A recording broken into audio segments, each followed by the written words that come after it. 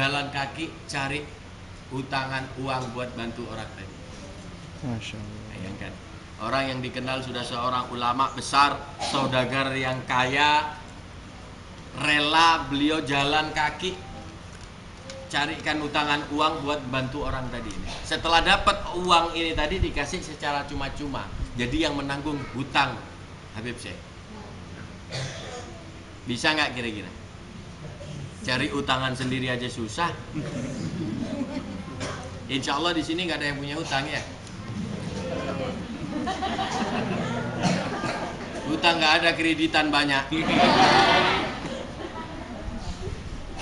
Jadi akhirnya Habib Syekh itu disebutkan dalam kitabnya Habib Ali bin Muhammad bin Husin Al-Habsyi yang mengarang kitab Maulid Habsyi Simtud Duror.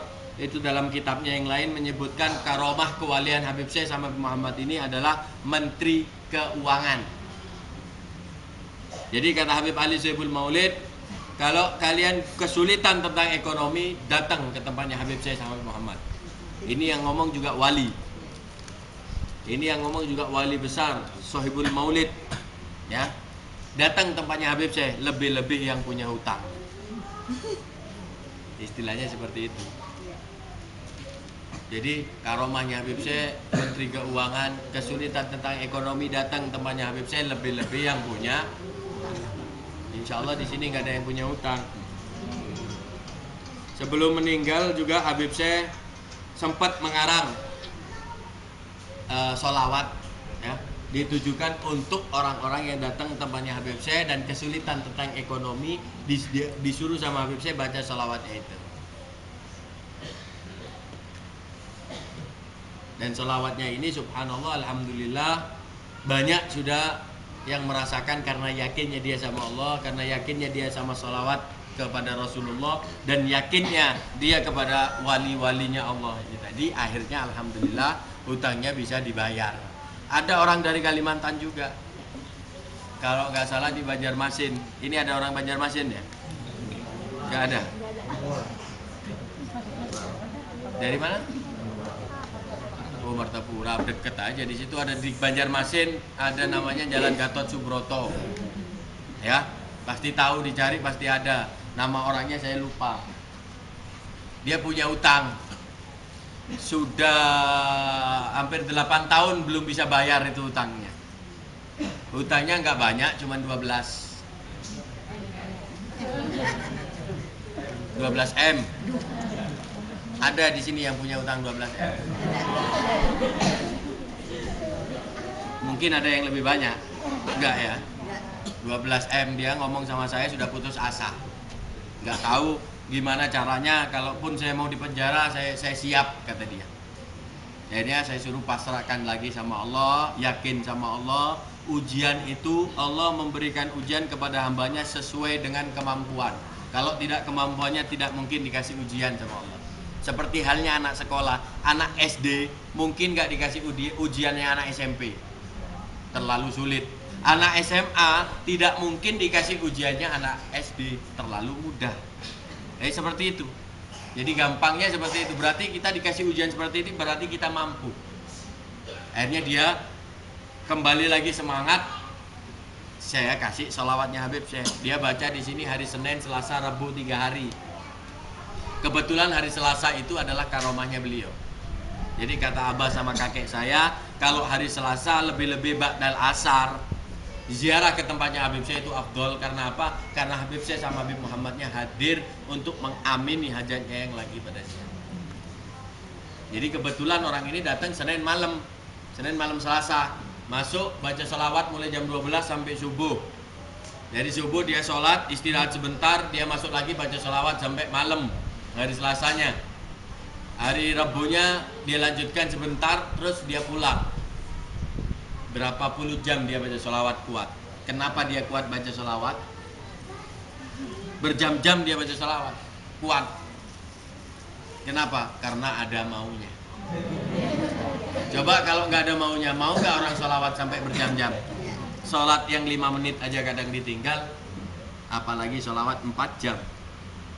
Jadi setelah hari Rebo dia pamitan sama saya, bagaimanapun saya harus bertanggung jawab, Beb.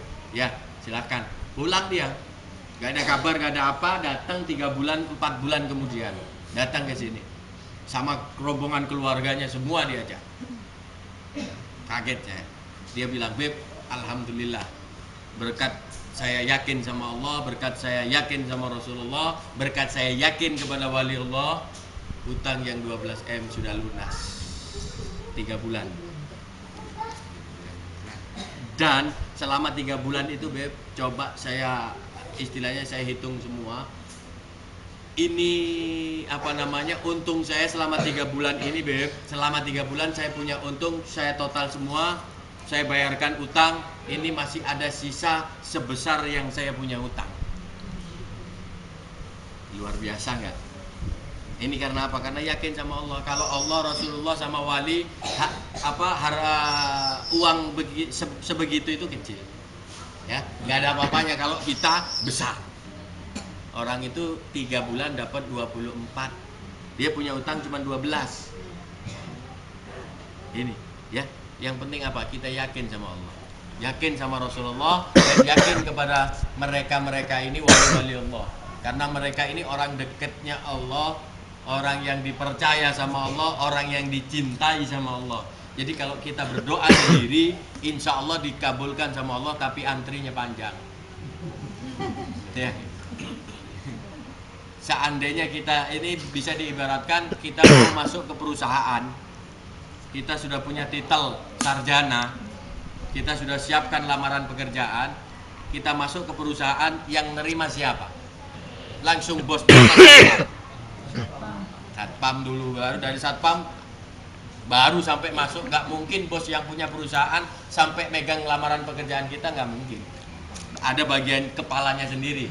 Tapi seandainya kita kenal sama orang yang di dalam, apalagi kenal sama tangan kanan atau supirnya yang punya perusahaan, pakai surat lamaran nggak kira-kira? Langsung bisa masuk, nggak pakai ketemu sama satpam. Sama halnya seperti kita berdoa sendiri, itu panjang antriannya. Tapi kalau kita berdoa dekat orang-orang wali dan mereka mengamini, insya Allah langsung lewat belakang. Istilahnya seperti itu. Ya.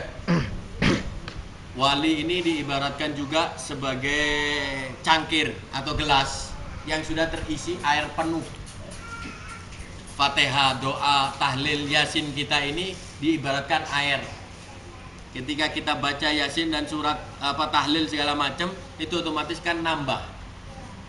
Kalau sudah penuh ditambah otomatis. Nah, tumpahnya itu yang kita tunggu. Tumpahnya itu yang kita tunggu, yang kita harapkan, berkahnya, barokahnya, itu yang kita tunggu. Jadi jangan takut dibilang sama orang ziarah itu syirik. Kita mintanya sama Allah, kita menunggu aminnya beliau. Bukan kita minta sama beliau, mintanya tetap sama Allah, diijabah sama beliau. Mau saya kasih salawatnya tadi? Yakin? Yakin. Berarti banyak yang punya utang sih.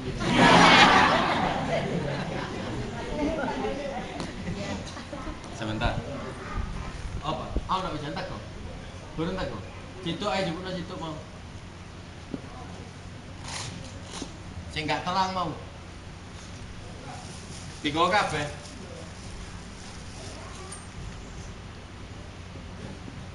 Sholawatnya itu tapi ada syaratnya.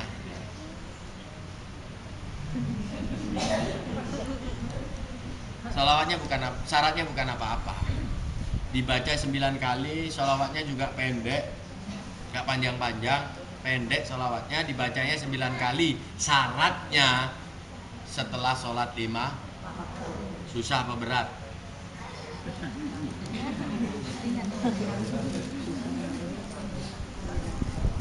Susah apa mudah?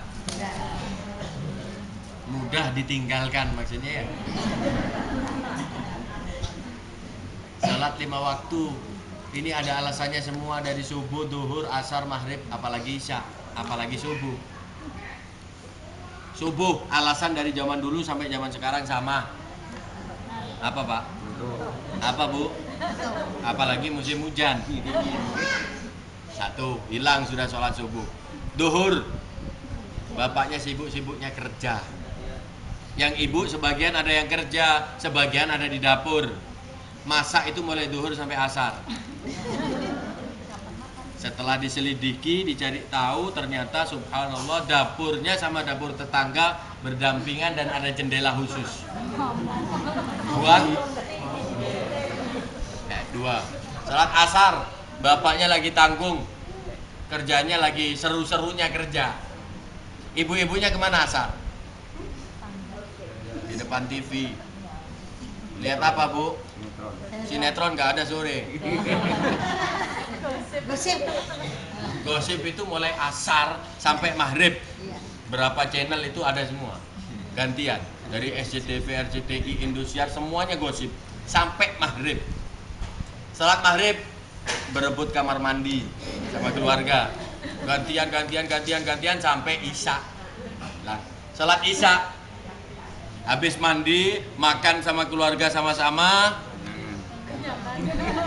kekenyangan, yang bapaknya cari rokok ke warung, yang ibunya pindah ke depan TV, maijah.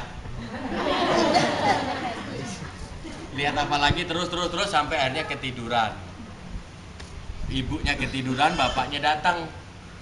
Ibunya ketiduran depan TV sambil pegang remote, diambil remote-nya sama bapaknya, ibunya suruh pindah ke kamar, bapaknya lihat-lihat channel, subhanallah ada bola. Lihat sampai akhirnya juga ketiduran depan TV. Lima-limanya hilang. Ada nggak pernah yang lihat atau pernah ngerasakan sendiri bangun tidur nggak sholat subuh nangis? Ada. Satu hari nggak sholat ada yang nangis? Jangankan nangis. Ingat gak kita kira-kira sudah berapa kali meninggalkan sholat?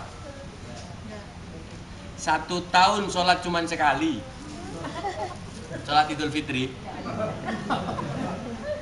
Ya, itu pun juga ada alasan kenapa dia sholat. Tahu gak alasannya? Karena tetangga kanan kiri sholat semua ke masjid sama-sama. Takut kalau kita nggak sholat ketahuan akhirnya kalau kita nggak pernah sholat. Dan yang kedua alasannya karena kemarin sudah jauh-jauh beli mukena atau beli sarung dari Jakarta. Ya, baru dia sholat setahun sekali. Pernah nggak kita lihat orang itu nangis? Orang itu nangis atau menyesali? Kalau sesal insya Allah pernah menyesal. Tapi nangis ada nggak kira-kira? Jarang. Ya, kalau wali-wali dulu ketinggalan sholatnya satu, nggak keluar rumah sebulan. Sholat sudah setahun hilang, nggak ada yang nangis. Coba kalau kita sudah punya tanggungan sama orang, kita wajib bayar utang sama orang atau bayar kreditan besok. Kita sudah siapkan uang itu tadi. Selama 1 bulan kita siapkan uang ini 1 juta. Besok buat bayar utang. Taruh di dalam lemari, kita sudah kunci, kita tinggal tidur. Besok pagi mau bayar, hilang uang itu. Nangis ya?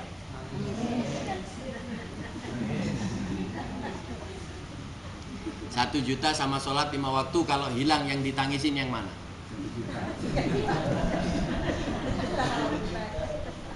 Uang 1 juta kira-kira bisa kembali lagi nggak dicari kalau hilang? Kalau sholat 5 waktu, berarti yang harus ditangisin yang mana? Tapi kenyataannya 1 juta. Ini baru 1 juta. Apalagi baru beli sepeda motor dengan bukan kredit, cash, ya, baru beli cash, ditaruh di rumah belum dipakai, hilang. Stres ya? Stres. Apalagi sudah nyalonkan jadi gubernur atau nyalonkan lagi anggota DPR, habis itu nggak jadi, uang sudah keluar banyak orang gila gara-gara nggak jadi. Ya ini. Tapi kalau sholatnya hilang, nggak ada yang stres. Jangankan stres, nangis aja nggak ada. Jadi syaratnya baca sholawatnya Habib Syekh itu sholat 5. Jangan ada alasan lagi ya Bu. Kalau nggak mau sholat 5 waktu, nggak boleh baca sholawatnya Habib Syekh. Ini sholawatnya belum datang, masih diambil. Ya? Turun tak kok? Tuh, ini tulisan tuh. Oh ini ada. Nah ini kebetulan ada, nanti biar di fotokopi. Yang penting saya ijazahkan dulu ya. Ini sholawatnya seperti ini. Segini aja sholawatnya. Ya, dibaca 9 kali. Kan mudah. Tapi syaratnya tadi hati-hati. Sebab ada cerita dari ulama di Yaman membedakan antara manusia, maaf ya, dengan seekor sapi. Kira-kira bedanya di mana? Tahu sapi ya? Manusia makan, sapi juga. Manusia minum, sapi juga. Manusia kawin, sapi juga. Manusia sholat, sapi. Berarti yang nggak sholat itu cuman paham.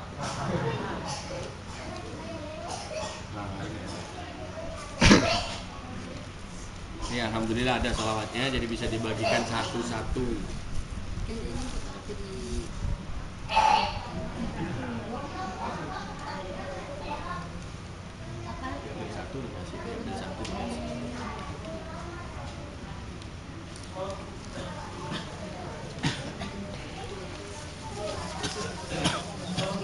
Bagi seberapa?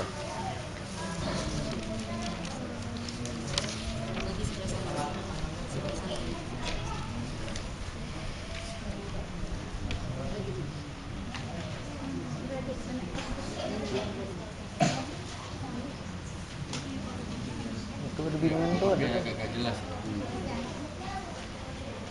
Jadi kalau kita jelaskan pinjam itu atau itu di kopi lagi. Kopi diperbesar ya. Fotokopi yang besar. Itu juga sekali fotokopi.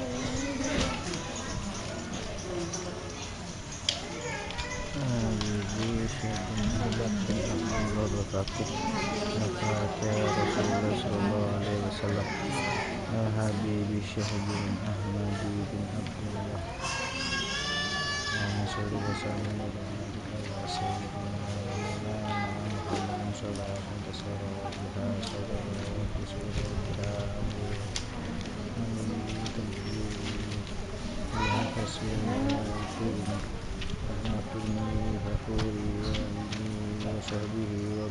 wasallam.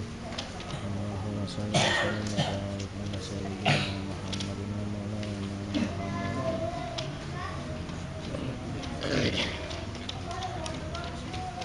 Tuh, ada lebih. Oh iya, bentar, ini nggak jelas. Ya, dilihat itu yang bawah, saya baca, diikutin baca. Saya ijazahkan. Bismillahirrahmanirrahim. Bismillahirrahmanirrahim. Allahumma sholli wa sallim wa barik ala sayyidina wa maulana Muhammadin salatan tasrahu biha sadri wa tuyassiru biha amri wa tajburu biha kasri wa tughni biha fakri wa alihi wa sahbihi wa barik wa sallim. Itu dibaca 9 kali setiap sholat 5 Waktu. itu untuk rutinnya. Kalau mau ditambah lagi di sholat-sholat yang lain juga nggak apa-apa, lebih banyak lebih bagus ya.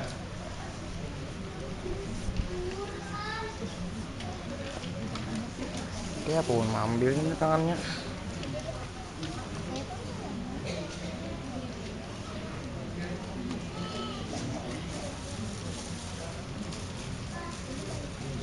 Itu boleh diijazahkan lagi sama keluarga di rumah, cuman keluarga ya, orang lain jangan.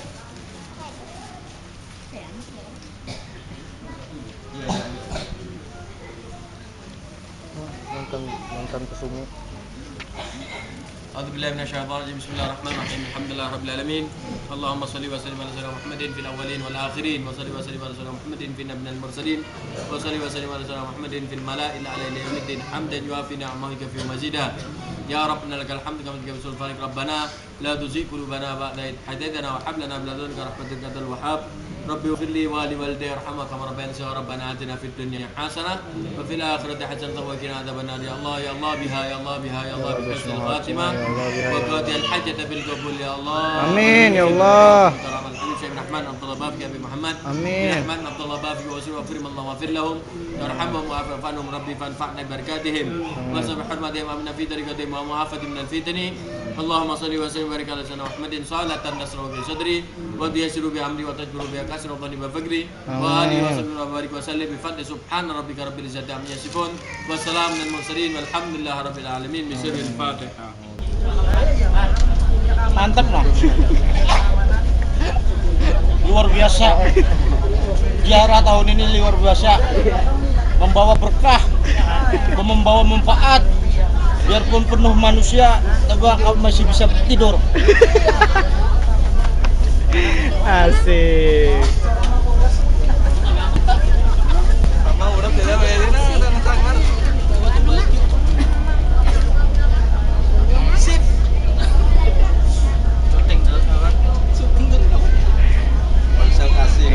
Di dibuang sayang. Dibuang sayang.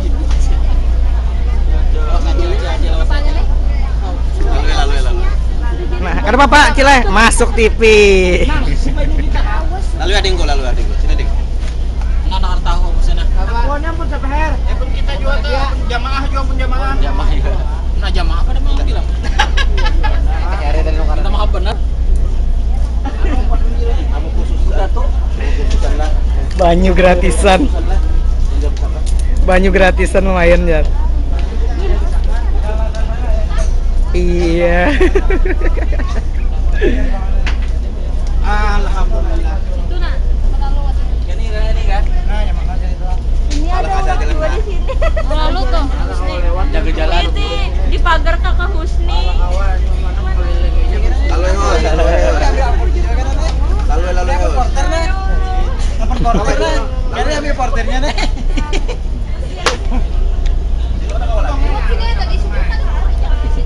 Nakakawa ka eh? Aja sini eh.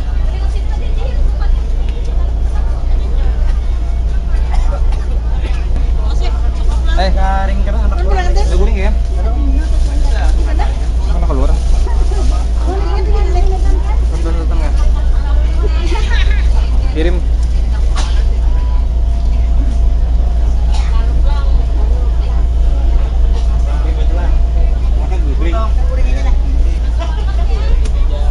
Goreng nggak Cier?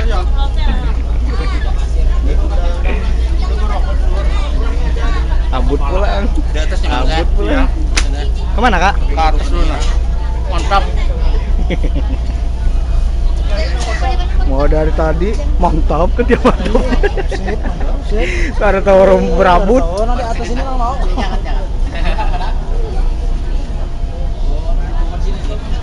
Nah, benar ya. Ada gara-gara sih.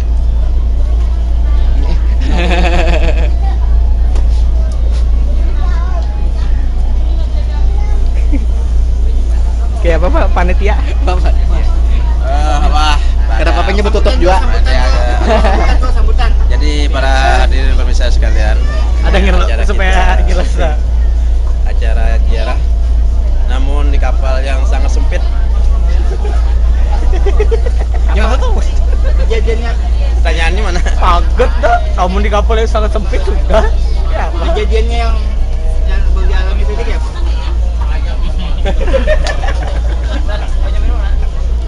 Minum. Nanas. Belakang. Situ Mas yuk. Ini kita masak sinilah. Lu sudah masak apa belum? Berapa, Teng?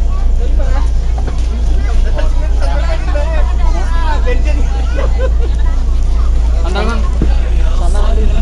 وسلم دائما ابدا على حبيبك خير الخلق كلهم